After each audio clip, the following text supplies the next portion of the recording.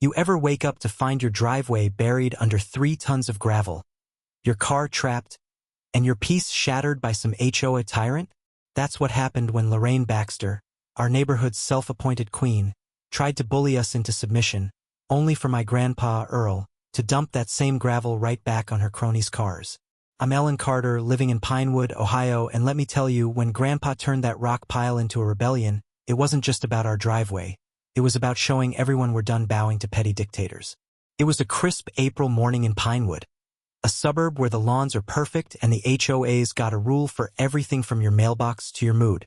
Our house sits on a quiet cul-de-sac, home to me, my 16-year-old daughter Sophie, and Grandpa Earl, a 73-year-old retired engineer who's part war hero, part prankster. We've got a quirky yard, a plastic pelican named Percival, a gnome with a cheeky grin, and it's our way of saying this place is ours, not some HOA checklist. Earl's been here since the 80s, before Lorraine and her clipboard took over. She's the HOA president, all yoga pants and fake smiles, finding folks for wind chimes or unapproved roses, like she's guarding a kingdom. 2 weeks before the gravel hit, she'd been after us for Percival and the gnome, slapping $300 fines and leaving notes with cookies that tasted like regret. Earl ate them anyway, grumbling about tyranny and sprinkles. Then, at 8 a.m., a truck dumped that gravel.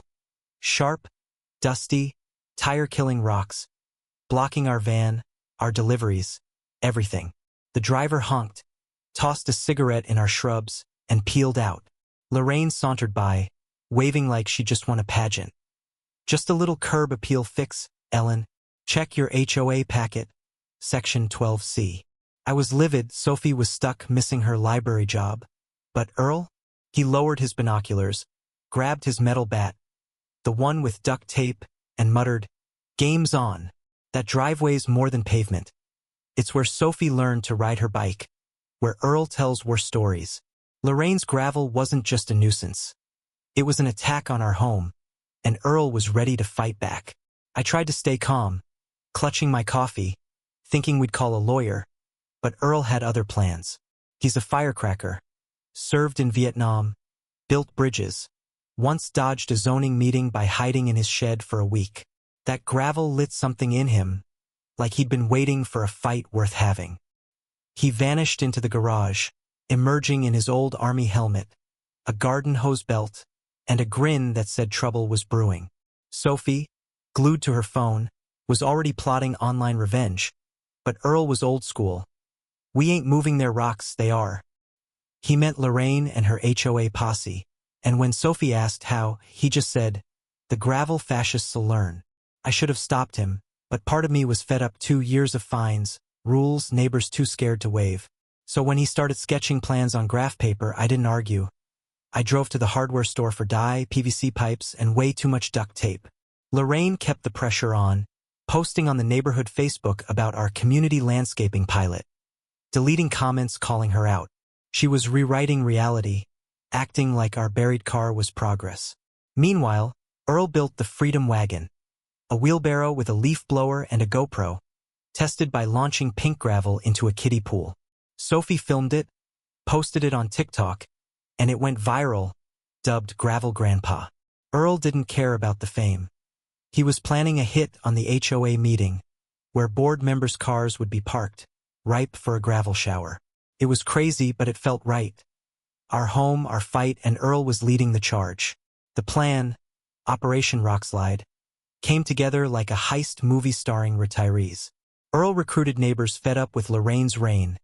Tom, who thinks the HOA is a government plot. Mrs. Alvarez, kicked off the board for questioning snack budgets. And Ray, a tow truck driver owing Earl a favor from '05. We met in the basement, code names and all. Earl was Bulldozer, Sophie Tech Pelican, me Scoop. Earl turned the garage into a war room, projecting maps with red X's on board members' houses. Gravel buckets labeled for each car. Tom worried about Lorraine's drones, but Sophie rigged a signal jammer from Earl's old hearing aid. At 6 a.m. we rolled out. Ray's truck loaded with gravel, Sophie blasting action music, Earl in a golf cart decked with netting and a "Don't Mess With Us" flag. I trailed in my SUV, heart pounding, half expecting sirens. Lorraine's emergency meeting was at 8, a power grab to squash defiance.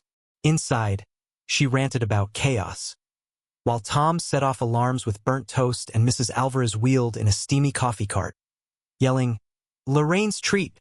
Outside, Earl and Sophie hit the parking lot, dumping gravel on cars with surgical precision. Lorraine's Cadillac got extra for her HOA for life plate. Sophie filmed, Earl shoveled, and when Lorraine sprinted out, screaming, "Who did this?" Earl cruised off, Sophie's smoke bomb fizzing like a sad firecracker. Neighbors filmed, cheering silently, as Lorraine stood in a gravel avalanche, her empire crumbling. Back home, we laughed, adrenaline high, but Earl was already sketching phase 2. Knowing Lorraine wouldn't quit, she didn't. Lorraine hit back hard, slapping fines for our mailboxes, dull hue, Sophie's solar pelican, even tilted bins. She filed a lawsuit for sabotage and emotional distress, claiming a 1990s zoning error could evict us. Our power flickered, our mail was flagged, pure spite. She rolled out drones, buzzing like robotic vultures, until Sophie crashed one with her jammer. Earl stayed cool, planting a peace sign cactus garden to mess with Lorraine's head. Control freaks hate when you play by their rules, but when she targeted his veteran flagpole, a weathered pole he'd raised for decades, it cut deep. He stood by it, hand on the flag, silent, and I saw the hurt, not just for him, but for what our home meant. Sophie made a video, simple but raw, showing Earl's service photos, the pole, his quiet pride, ending with, "This isn't about gravel. It's about who gets to call this home." It went viral, veterans groups rallied, and local news called it the gravel uprising. Lorraine's grip slipped, but she doubled down, threatening eviction over that zoning glitch. Then Mr. Dorsey, a shy board member, showed up with a folder, proof Lorraine forged signatures for her pet projects, like a $10,000 security fountain that was just a hose. It was our ace, and Earl knew it. Time to take it to the people. He went door to door, not ranting, but asking, "Is this the Pinewood you want?" Neighbors listened, shared their own finds, and for the first time, opened their doors, not their rulebooks. The HOA meeting was like a showdown in an old western, tension thick as folks packed the rec center. Lorraine stood at the podium, lavender suit pristine, preaching order like she hadn't buried our lives in rocks. Earl waited, arms crossed, then stood. "I move for a no-confidence vote on Lorraine Baxter. Fraud, theft, abuse." She laughed, fake as her smile. "You're not on the board, Earl." He held up the old charter. "Got 48 signatures, for times what I need." Dorsey seconded, and Lorraine's face dropped. Sophie projected the evidence. Forged signatures, fake budgets, a snarky email calling us lawn trash. Neighbors stood, voices rising. Mrs. Alvarez on her ousting, Tom on his fined windmill, others on ignored repairs.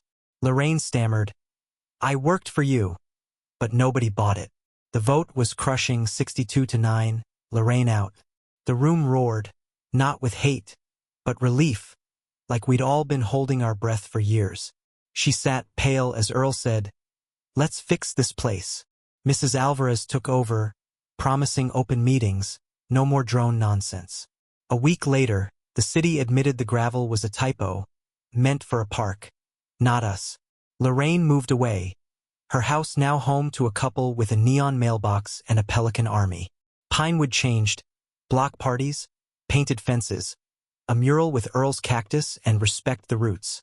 Earl turned the gravel into a monument, ringed with stones and a sign.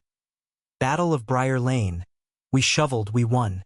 Sophie's college essay on gravel grandpa got her into her dream school. And I sit on the porch now, watching neighbors wave, feeling our street breathe free.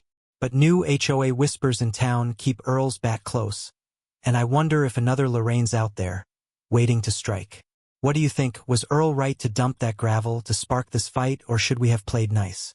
Drop a comment, share your HOA nightmares.